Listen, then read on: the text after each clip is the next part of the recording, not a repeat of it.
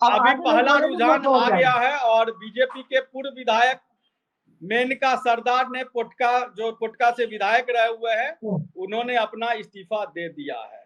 तो ये पहला रुझान आ गया टिकट कटने के बाद। नमस्कार, मैं अभिषेक कुमार और आप देख रहे हैं द न्यूज लॉन्चर।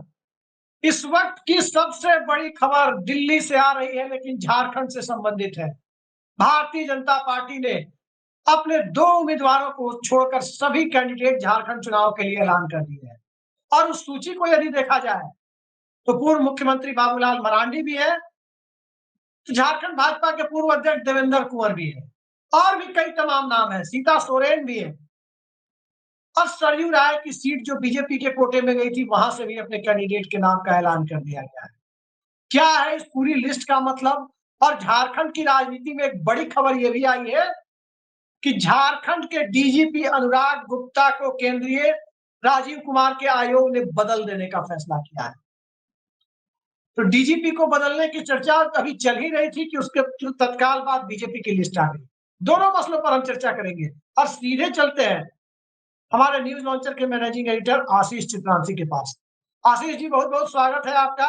और आपने झारखंड की राजनीति को बहुत माइन्यूटली कवर किया है।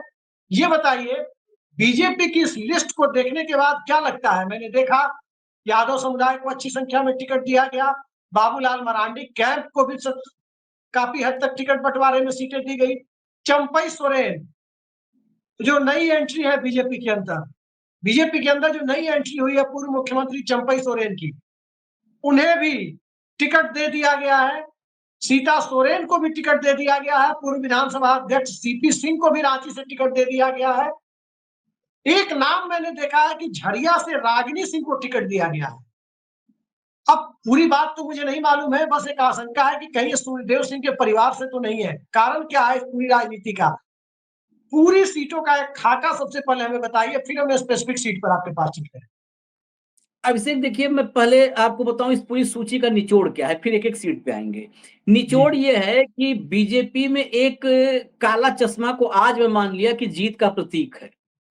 जब मुझे याद आ गया मनोज सिन्हा का नाम यूपी के मुख्यमंत्री के लिए फाइनल हो चुका था, वो बनारस में मंदिर में दर्शन कर रहे थे और योगी आदित्यनाथ एकाएक यहाँ से आए चार्टर्ड से दिल्ली और विजयी मुद्रा में काला चश्मा लगा करके गए और एयरपोर्ट पे उतर के जब काला चश्मा उतारा उन्होंने, तो वो मुख्यमंत्री बनने की झलक, मतलब विजयी संदेश था, विजयी मुद्रा भाजपा में। आज चंपई सोरेन 2 दिन से दिल्ली में डेरा डाले हुए थे।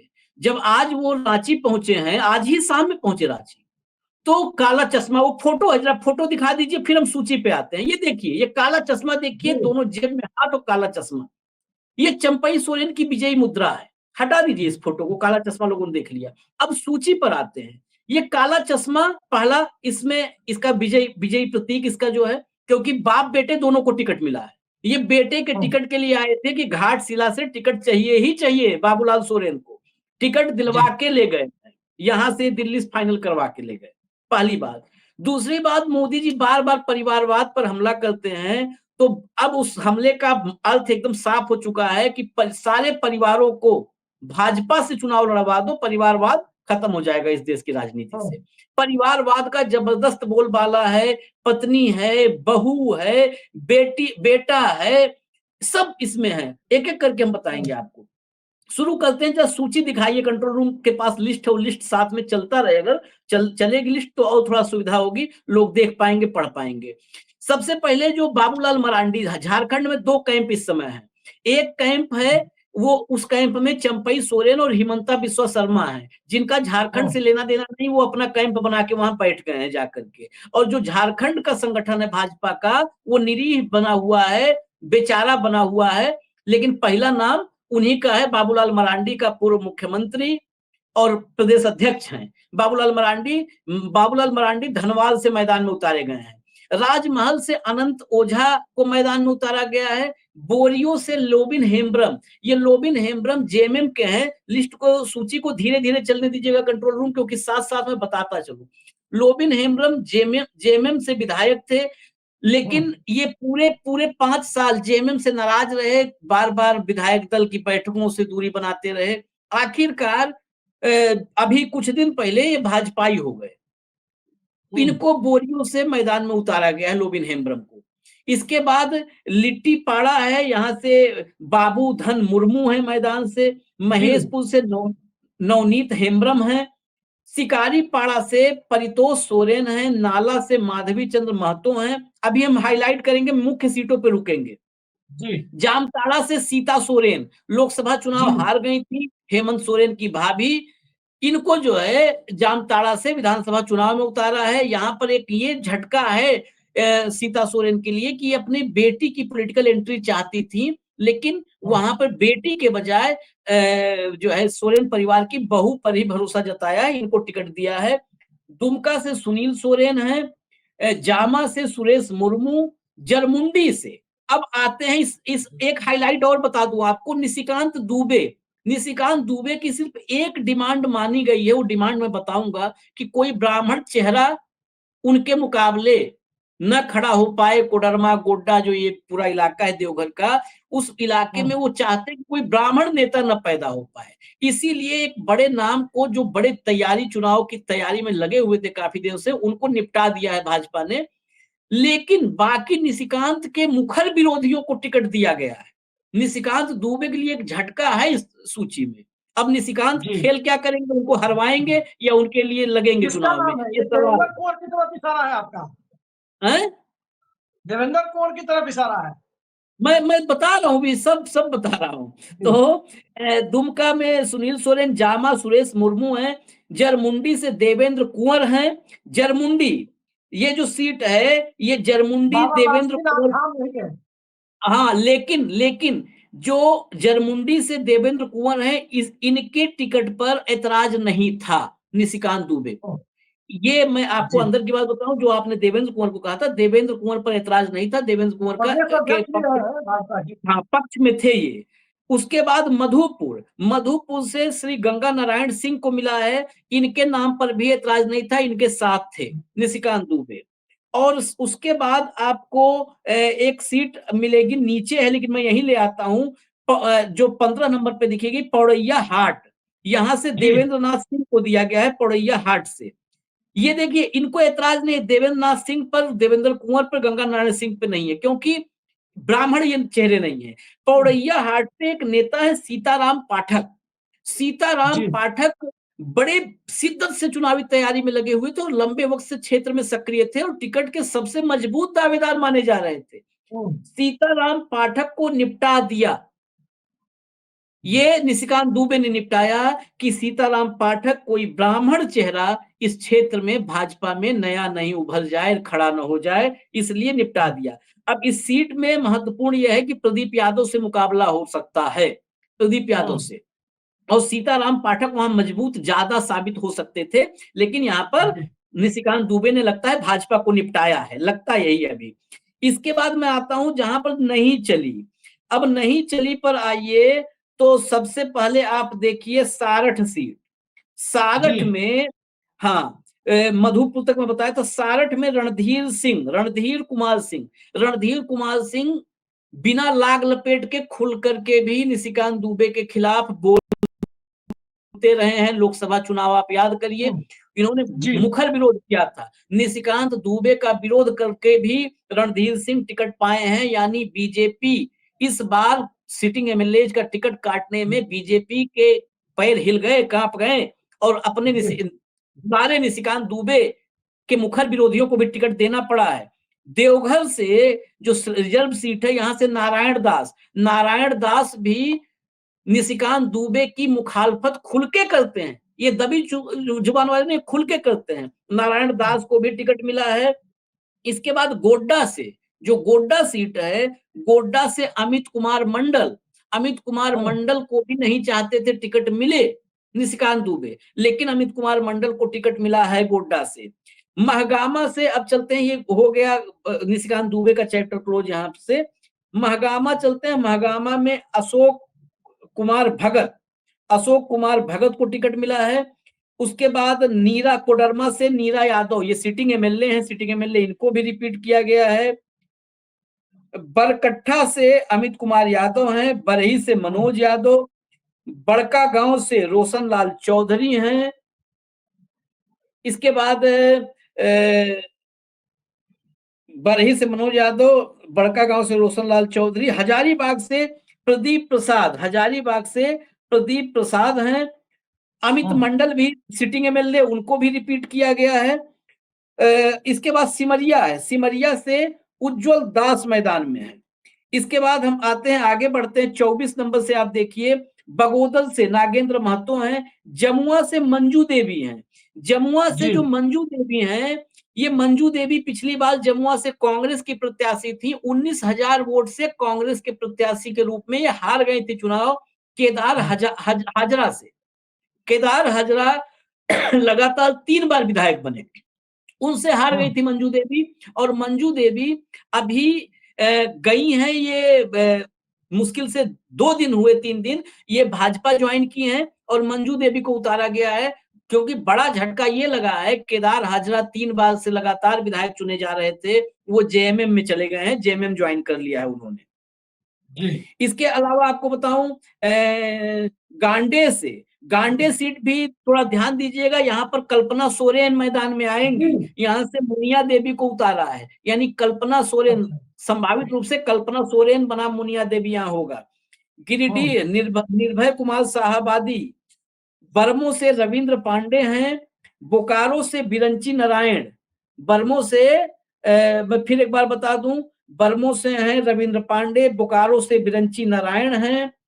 इसके अलावा चंदन क्यारी से अमर कुमार बावरी, नेता प्रतिपक्ष, इनके लिए बड़े मुश्किल में फंसे इस बार।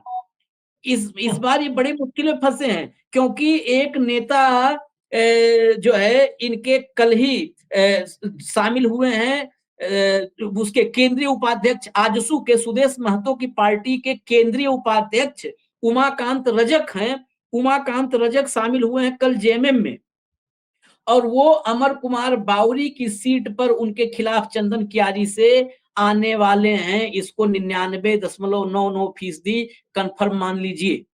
तो ये रजक जो है, उमाकांत रजक, ये बड़ी मुसीबत बनने वाले हैं। यह भी अभी से मान लीजिए बड़ी मुसीबत, नेता प्रतिपक्ष की सीट फंसी हुई है बुरी तरीके से। तो मैं था नेता प्रतिपक्ष पर, अमर कुमार बावरी पर। अब सिंदरी तारा देवी हैं, निरसा से अपर्णा सेन गुप्ता है, धनबाद से राज सिन्हा है, धनबाद से मैदान में राज सिन्हा इस बार फिर से हैं, ये सिटिंग एमएलए हैं राज सिन्हा। झरिया से रागिनी सिंह मैदान में आई हैं, जिनका आपने रागिनी सिंह, मैं रागिनी सिंह का अपडेट निकलवा रहा हूँ, रागिनी सिंह का अपडेट निकलवा रहा हूँ। बाघमारा से झरिया सूर्यदेव सिंह की सीट रही है, उनके भाई बच्चा सिंह की भी सीट रही है।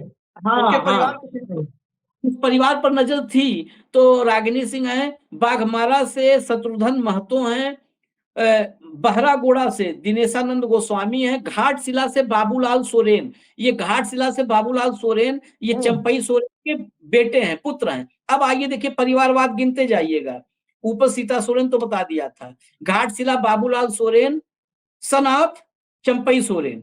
पोटका से मीरा मुंडा। मैं रोकना चाहूंगा, सूर्यदेव सिंह की बहू है, पूर्व विधायक संजीव सिंह की पत्नी है। अच्छा, संजीव सिंह की पत्नी। हाँ, संजीव सिंह के साथ बड़ा दुखद अंत हुआ था, वो आपको मालूम होगा, दुखद घटना हुई थी। तो अब मैं आगे चल रहा हूँ। बाबूलाल सोरेन घाटशिला से सन ऑफ चंपई सोरेन, पोटका से श्रीमती मीरा मुंडा वाइफ ऑफ अर्जुन मुंडा, जमशेदपुर पूर्व से श्रीमती पूर्णिमा दास साहू बहू ऑफ रघुबर दास, अब हाँ doctor Hindla of Raghubar Das. तो पत्नी बेटा बहू एक लाइन से सीक्वेंस बनाया है कि एक लाइन से लोगों को समझने में न दिक्कत हो कि परिवारवाद की कितनी विरोधी है भाजपा। पूर्णिमा दास साहू, रघुबर दास ने अपनी बहू की भी पॉलिटिकल एंट्री करवा दी है। मैं आ रहा हूं अभी आगे। जमशेदपुर पूर्व पर एक सवाल था आपका, वो साफ कर दे। जमशेदपुर पूर्व ये सीट यहीं पर रघुबर दास को हराया था सरजू राय ने निर्दलीय। इस बार जमशेदपुर पूर्व छोड़ करके जो चर्चाएं हैं 99% इसको ही मान लीजिए, जमशेदपुर पश्चिम जा रहे हैं सरयू राय, क्योंकि 2 सीटें जेडीयू के खाते में दी है बीजेपी ने, और जेडीयू के सिंबल पर सरयू राय आने वाले हैं। नीतीश कुमार से बहुत बैठकें भी उनकी हुई थी और जेडीयू के ही सिंबल पर आ रहे हैं वो जमशेदपुर पश्चिम से मैदान में। इसके बाद आपको सरायकेला चलते हैं। सरायकेला चंपई सोरेन है, हालांकि सरायकेला में बुरे फंसे हैं चंपई सोरेन भी, ये इनको सीएम बनाने के लिए बोल के लाए थे हेमंता और फंसा दिए हैं। चाईबासा से गीता बालमुचू हैं, मझगावा से बड़कुंवर गगराई हैं, जगन्नाथपुर से गीता कोड़ा, ये मधु कोड़ा की पत्नी हैं, चक्रधरपुर से शशिभूषण समद हैं, खलसावा से सोनाराम बोदरा हैं, तोरपा से कोचे मुंडे हैं, खूंटी से नीलकंठ सिंह मुंडा हैं, खूंटी से ये विधायक हैं और रिपीट हुए हैं। नीलकंठ सिंह मुंडा, हाँ, फिर रिपीट हुए हैं। खिजरी से राम कुमार पाहन हैं। इसके अलावा सीपी सिंह रांची से ये सीपी सिंह बनते आ रहे हैं विधायक, फिर इनको मिला है टिकट। हटिया से नवीन जायसवाल, ये भी सिटिंग एमएलए हैं, इनको मिला है टिकट। कांके से जीतू चरण राम को मिला है टिकट, कांके से। इसके बाद कांके किस नंबर पे थे? 51 नंबर। अब 51 के बाद आइए आप 52 नंबर से, 52 मंदार से सन्नी टोप्पो को मिला है। सिसाई से अरुण उरांव को मिला है, अरुण उरांव। कौन सी सीट है ये? सिसाई। गुमला से सुदर्शन भगत को मिला है, गुमला से सुदर्शन भगत। बिशुनपुर से समीर उरांव को मिला है, बिशनपुर समीर उरांव। इसके बाद सिमडेगा से श्रद्धानंद बेसरा, कोलेबिरा से सुजान जोजो, मनिका से श्री हरिकृष्ण सिंह, लातेहाल से प्रकाश राम, पाकी से शशि भूषण मेहता को न्यूज आ रही है आशीष जी, एक ब्रेकिंग न्यूज में माफी चाहूंगा रोकने के लिए। प्रियंका गांधी के खिलाफ वायनाड से नव्या रविदास को बीजेपी ने टिकट, नव्या हरिदास को टिकट दिया है बीजेपी ने जी। हाँ ठीक है। इसके बाद शशि भूषण मेहता, ये कुशवाहा शशि भूषण मेहता को मिला है पाकी से, ये भी सिटिंग एमएलए हैं। इसके बाद आलोक कुमार चौरसिया को डाल्टनगंज से मिला है। रामचंद्र चंद्रवंशी ये भी सिटिंग एमएलए हैं, इनको विश्रामपुर से मिला है। पुष्पा देवी ये भी सिटिंग एमएलए हैं, इनको टिकट मिला है छतरपुर से। कमलेश कुमार सिंह को टिकट मिला है हुसैनाबाद से। गढ़वा से सत्येंद्र नाथ समधी है, मुंबई में कांग्रेस के नेता अभी जौनपुर से जो लड़ रहे थे भाजपा से, उनके समधी है। हाँ। और गढ़वा से सत्येंद्र नाथ तिवारी को मिला है। भवनाथपुर से भानु प्रताप शाही सिटिंग एमएलए को मिला है टिकट। ये टिकट पूरा जो था, मैंने 66 सीट थी टिकट थे जो अनाउंस हुए हैं, सब बता दिया। 11 इसमें 11 जो है महिलाओं को मिला है। महिला आरक्षण की 33% बात करने वाले 66 में 11, यानी 15% के आसपास, 16% के आसपास महिलाओं को इसमें मिली है भागीदारी। टिकट में जीत के आने पर पता चलेगा विधानसभा में कितनी भागीदारी मिलेगी। इसमें रोशन लाल चौधरी जो टिकट मिला है, रोशन लाल चौधरी आजसू से आज ही बीजेपी में आए, आजसू से बीजेपी में आए हैं जो है रोशन लाल चौधरी। ये करीब ये सारी सीटें आपके सामने मैंने बता दी। अब एक और खबर आपको दे दूं, ब्रेकिंग न्यूज। बीजेपी कहती है बाहुबलियों से दूरी बनाएगी। बिहार के तरारी में सुनील पांडे के बेटे विशाल प्रशांत को टिकट दिया गया। नहीं, वो बाहुबल सब एक जगह, धन बल, बाहुबल, परिवारवाद, भ्रष्टाचार, इस सबका केंद्रीकरण, इस बात को समझना चाहिए। केंद्रीकरण मेरा अगला सवाल यही है, मुझे ये बताइए, मधु कोड़ा की पत्नी, शिबू सोरेन की बहू, उसके आगे जाइए देखिए, इनके परिवार से एक व्यक्ति को टिकट, रघुवर दास जो गवर्नर है अभी, इसके बाद आप जाकर के देखिए सूर्यदेव सिंह के परिवार से एक टिकट, और इसके अलावा भी तकरीबन आधा दर्जन से ज्यादा नाम बताए जा रहे हैं जो प्रोमिनेंट परिवारों से है। और भारतीय जनता पार्टी परिवारवाद के खिलाफ बात करती है। बिहार में मैंने बता ही दिया कि सुनील पांडे के बेटे को दिया गया है तरारी से टिकट। अब सवाल ये उठता है कि इस परिवारवाद को लेकर भारतीय जनता पार्टी किस तरह से हेमंत सोरेन पर हमलावर होगी, और क्या जो राजनीति अभी चल रही है, ये बताइए, इस पूरी राजनीति में आदिवासी अस्मिता का सवाल जो हेमंत सोरेन के साथ जुड़ता रहा है, वो अस्मिता का सवाल किस रूप में अब सामने आने जा रहा है? देखिए, 2 बातें हैं। मैंने एक लाइन आप ये मान लीजिए अब कि भ्रष्टाचार, बाहुबल यानी अपराध, अपराध, भ्रष्टाचार, व्यभिचार, परिवारवाद, ये सब बाहुबल, ये सब का केंद्रीकरण बस चाहती है भाजपा। आप उनके पास रहिए, आप माफिया हैं तो भी चलेगा, डॉन है तो भी चलेगा, परिवारवाद भी चलेगा, करप्शन भी चलेगा, लूट भी चलेगा, भ्रष्टाचार भी चलेगा। इसका उदाहरण आपने कहा, मैं तो नाम एक लाइन से गिनवा दिया, आपने दो गीता कोड़ा का नाम लिया, सीता सोरेन का नाम लिया, बहू जो है रघुवर दास की बहू है, अर्जुन मुंडा की पत्नी है, चंपई सोरेन का बेटा है, चंपई सोरेन है। ये परिवारवाद के आधा दर्जन से ज्यादा प्रतीक इसमें हैं सामने। दूसरी बात इसमें जो हाइलाइट्स है, दूसरी बात विधायकों का टिकट, जिस तरीके से सिटिंग एमएलए का टिकट काटने का पैटर्न है भाजपा का, वो पैटर्न भी यहाँ पर फेल होता नजर आया है। भानु प्रताप शाही को, मैं से जो लमसम मुझे सीधा सीधा दिख रहा है, भानु प्रताप शाही को टिकट मिला, पुष्पा देवी को मिला, शशिभूषण मेहता को मिला, इसके अलावा अमित मंडल को मिला, नारायण दास को मिला, नवीन जायसवाल को मिला, राज सिन्हा को मिला, केदार हाजरा खुद पार्टी छोड़ दिए हैं, चंद्रवंशी को मिला, सीपी सिंह को मिला, नीलकंठ को मिला, रणधीर सिंह को मिला, अमर बावरी को मिला, नीरा यादव को मिला, बाबूलाल मरांडी को मिला। ये सब मुश्किल से 6-7 नाम दिख रहे हैं जो नहीं मिला है। 66 सीटों पर प्रत्याशियों का ऐलान हुआ है। 2 सीटों पर ऐलान नहीं हुआ है सच में, क्या कारण?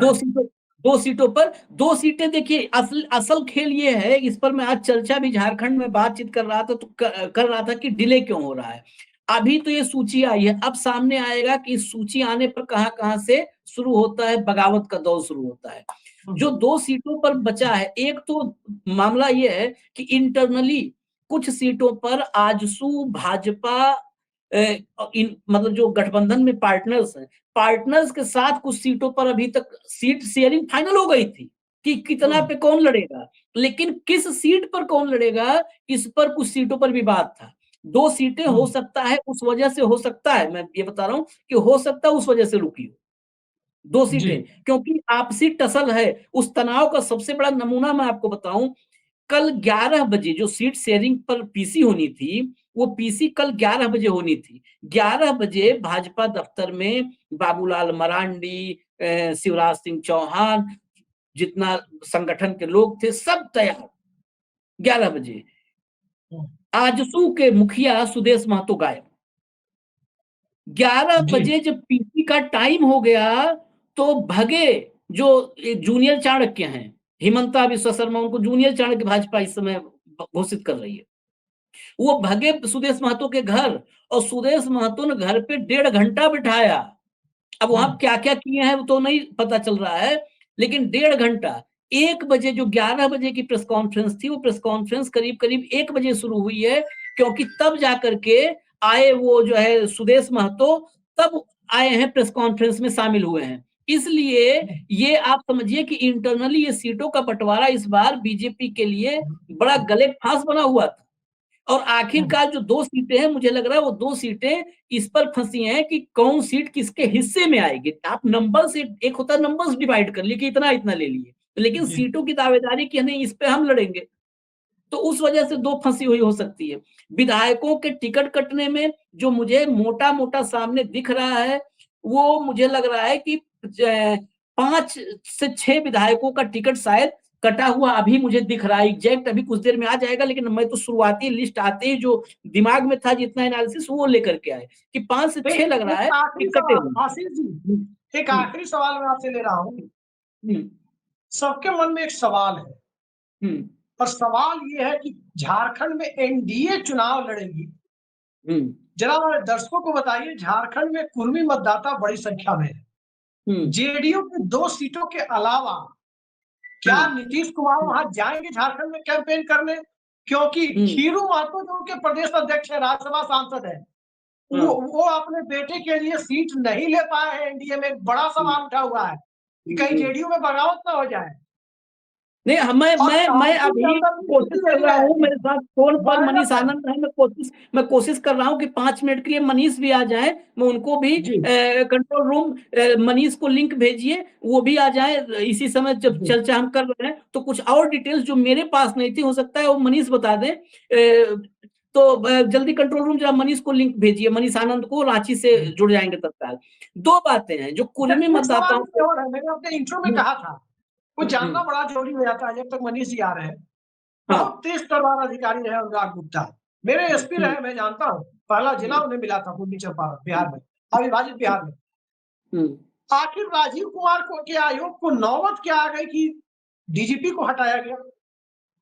देखिए, उसमें मैं एक बात बताऊं, इन पर एक मामला है, राज्यसभा चुनाव में क्रॉस वोटिंग हुई थी, उस मामले में हॉर्स ट्रेडिंग का मामला था, इनकी शिकायत हुई थी।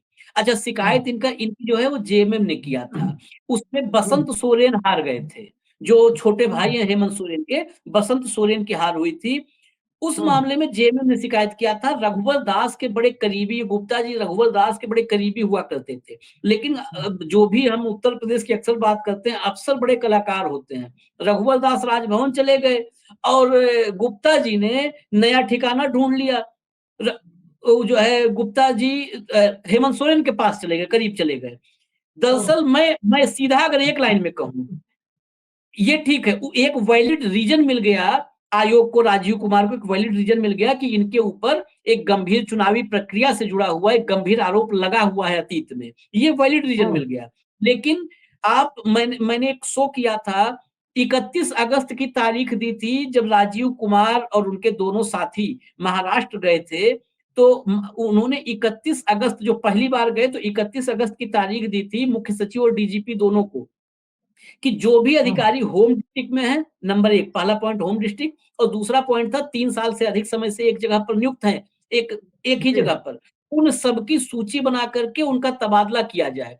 जब दूसरी बार गए और तारीख थी मेरे ख्याल से सितंबर में 28 तारीख को प्रेस कॉन्फ्रेंस, अगर मैं दुरुस्त हूँ याददाश्त तो 28 सितंबर की शायद तारीख थी, जब प्रेस कॉन्फ्रेंस की जाकर के वहां महाराष्ट्र में, मुंबई में, उस प्रेस कॉन्फ्रेंस के बाद जो खबर आई कि डीजीपी ने एडिशनल डीजीपी के जरिए 50% रिपोर्ट दी थी आयोग को, और मुख्य सचिव ने रिपोर्ट देना ही जरूरी नहीं समझा था, मुख्य सचिव ने रिपोर्ट ही नहीं दिया। आप सोचिए, चुनाव जब प्रक्रिया शुरू हो जाती है तो इस देश में जो मुखिया होता है ना, राजीव कुमार की कुर्सी पे बैठा हुआ, वो सबसे ताकतवर हो जाता है। मुख्य सचिव जैसे लोगों को दिन में 5 बार सलामी मार लो तो मारना पड़ेगा, लेकिन मुख्य सचिव ने आशीष जी, नहीं, एक सिंपल सा थंब रूल होता है। आशीष जी, एक चीज बताइए, you can not change the rule of the game after game start. खेल के नियमों में बदलाव आप तब नहीं कर सकते जब खेल शुरू हो चुका है।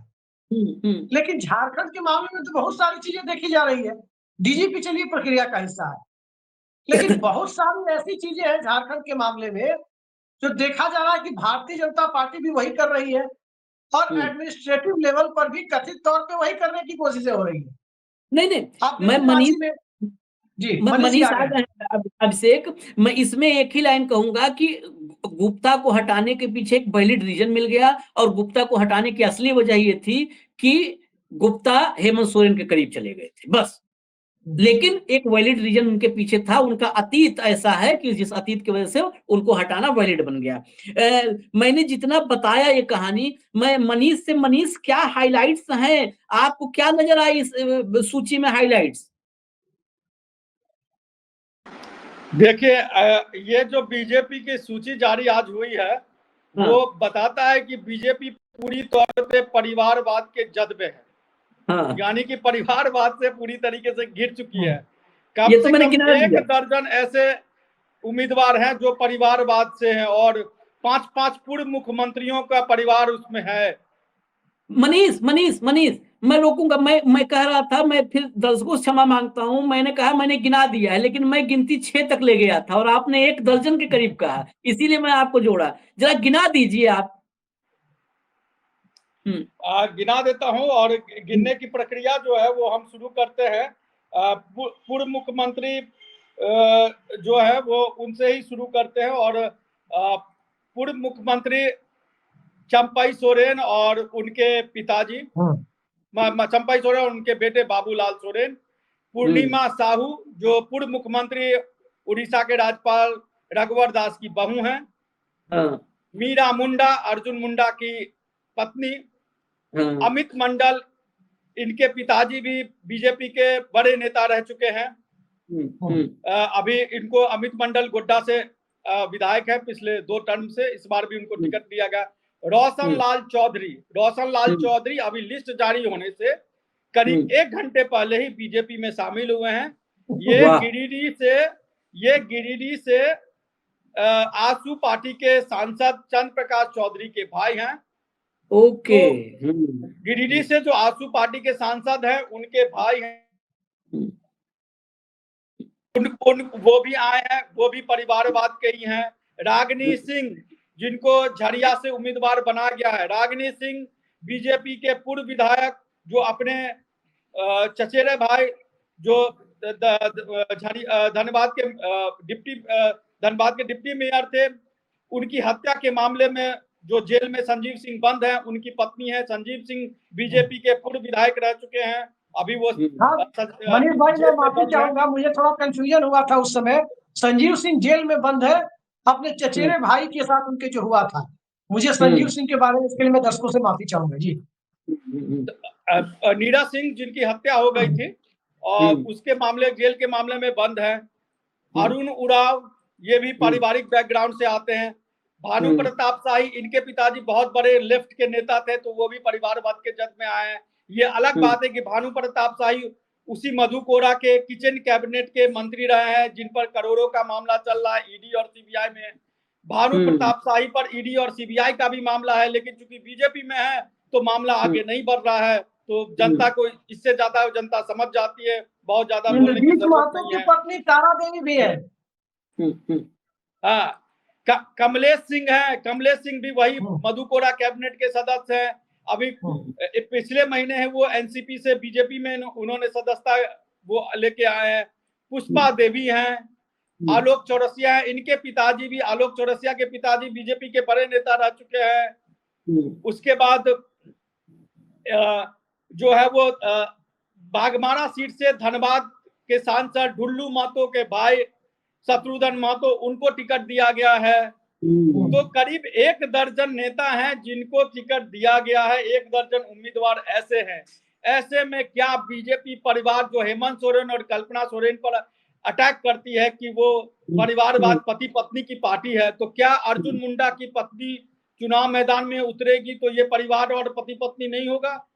अच्छा, रोशन लाल चौधरी को उम्मीदवार बनाया गया है। रोशन लाल चौधरी की भाभी जो हैं वो अभी वर्तमान में विधायक हैं। अगर मान लीजिए कि रोशन लाल चौधरी चुनाव जीत गए तो रोशन लाल चौधरी के बड़े भाई सांसद, रोशन लाल चौधरी विधायक, रोशन लाल चौधरी की भाभी विधायक,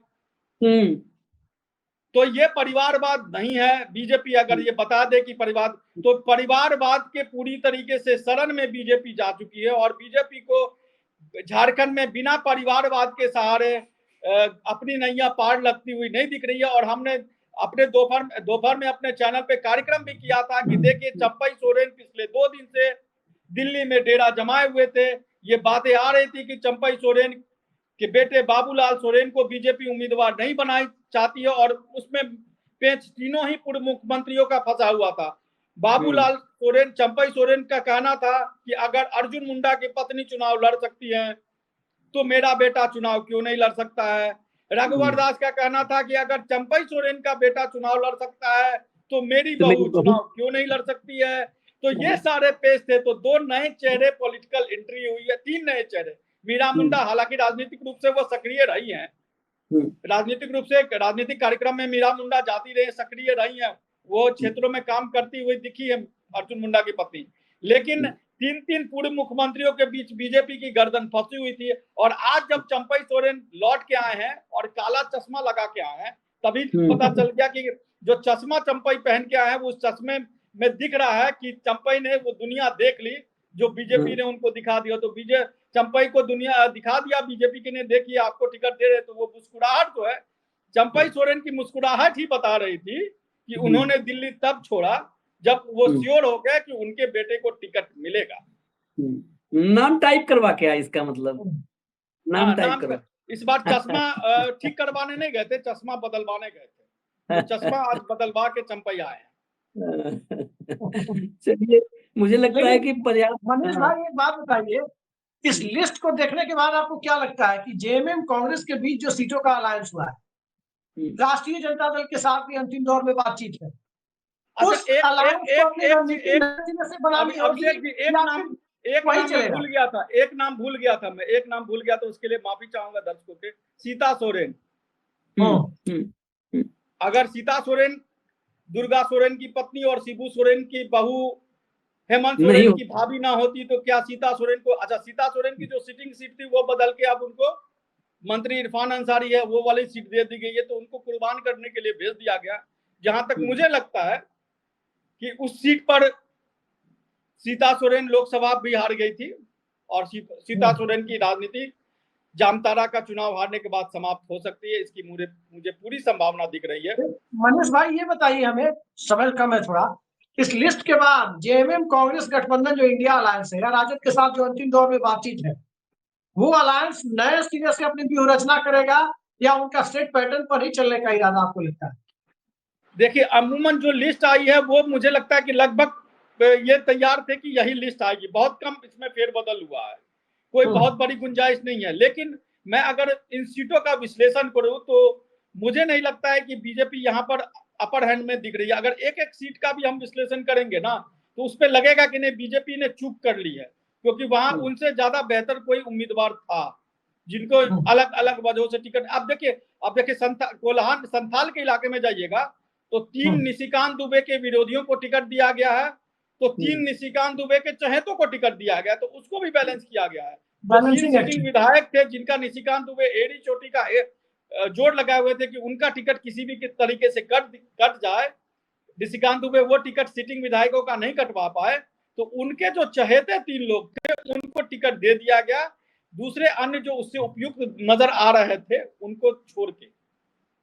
एक बीजेपी के नेता हैं सीताराम पाठक, उनका मैं जिक्र इसलिए करूंगा क्योंकि वो पिछली बार भी चुनाव लड़े थे, उनको निशिकांत दुबे ने कमिटमेंट किया था कि आपको जरमुंडी की सीट है जहां से बादल पत्रलेख मंत्री थे वो वहां से जीत गया है, वो ब्राह्मण बहुल सीट है और सीताराम पाठक और बादल पत्रलेख कांग्रेस कोटे से है, हाँ कांग्रेस कोटे से हैं और मंत्री थे, तो वो सीट कमिटमेंट निशिकांत दुबे ने उनसे किया था कि उनको टिकट दिलवाया जाएगा, लेकिन वो सीट उनको नहीं दिया गया तो निर्दलीय खड़े हो गया। हालांकि बहुत असरदार नहीं हुए, वो सीट कांग्रेस जीत गई, लेकिन इस बार उनको कमिटमेंट किया गया था कि आपको पोरैया हाट की सीट जहां से प्रदीप यादव विधायक है वो सीट दी जाएगी, निशिकांत दुबे ने किया था। लेकिन जो हमें पता चला कि निशिकांत दुबे नहीं चाहते हैं कि कोई भी बड़ा ब्राह्मण चेहरा संथाल के इलाके में उनके क्षेत्र में गोड्डा देवघर में स्थापित हो, इसीलिए सीताराम पाठक का एक तरीके से यह तय था। सीताराम पाठक की तरफ से अब मैं इस पर ज्यादा नहीं बोलूंगा, लेकिन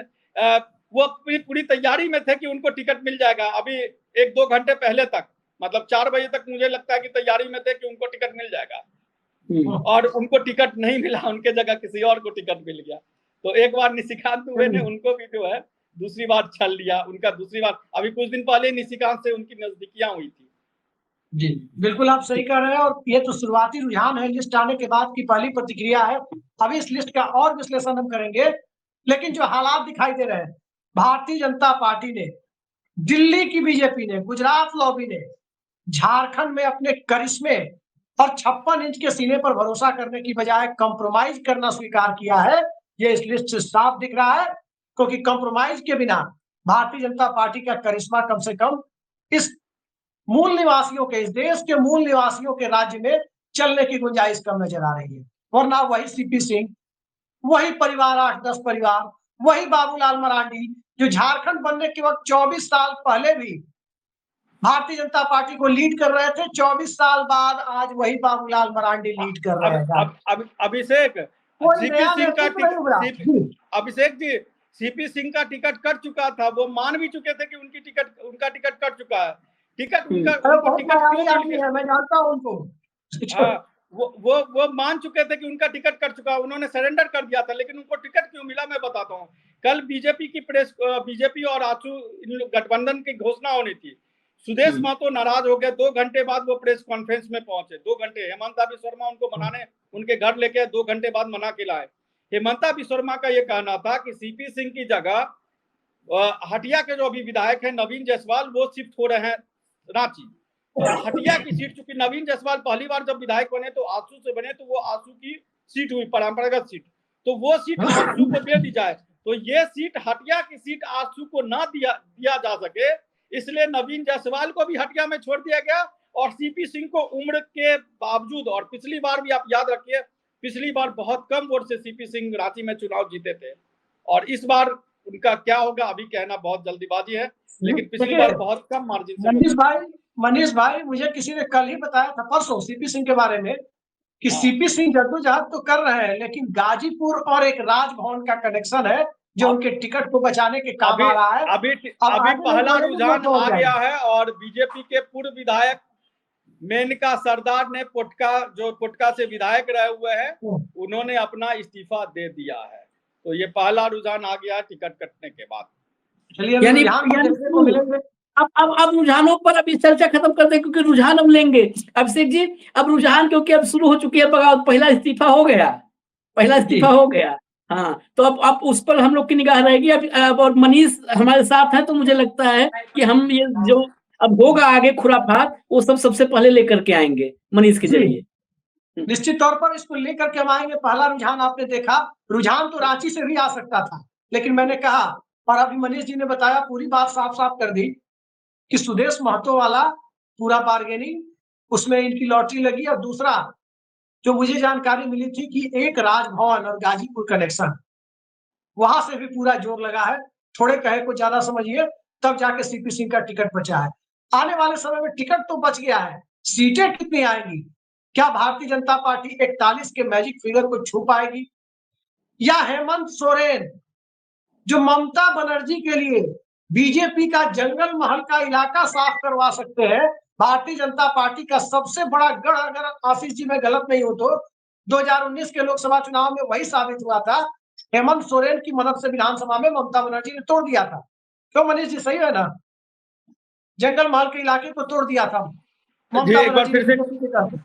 जी, हेमंत सोरेन की मदद से ममता बनर्जी ने जंगल महल के इलाके में बीजेपी की लोकसभा की सफलता को नस्ताबूद कर दिया था विधानसभा में। हेमंत सोरेन अपने लिए कुछ कर पाते हैं कि नहीं, और जो उनके पक्ष में सहानुभूति दिख रही है, वो सहानुभूति नतीजे में कितनी परिणत होती है, और उनका अलायंस, हरियाणा के नतीजे को देखकर हम कह सकते हैं कि उनकी अलायंस की एक पार्टनर है कांग्रेस पार्टी। हार कर जीतने को बाजीगर कहने वाले पूरे के पूरे फिल्मी डायलॉग को कई बार उलट देती है, तो कई बार यथावत रहने देती है। झारखंड में क्या होता है इस पर सबकी नजर होगी। बीजेपी की लिस्ट देखकर लगता है कि बीजेपी ने अपनी तरफ से अधिकांश सीटों पर वॉक ओवर देने की कोशिश तो नहीं की है। देखते जाइए क्या किया है। आज के लिए इतना ही। मनीष जी, आप हमसे जुड़े, अंतिम समय में आपने समय निकाला, तमाम व्यस्तताओं के बीच भागते दौड़ते आप पहुंचे हमारे कार्यक्रम में, इसके लिए आपको विशेष रूप से धन्यवाद। आशीष जी, आपको भी धन्यवाद। नमस्कार।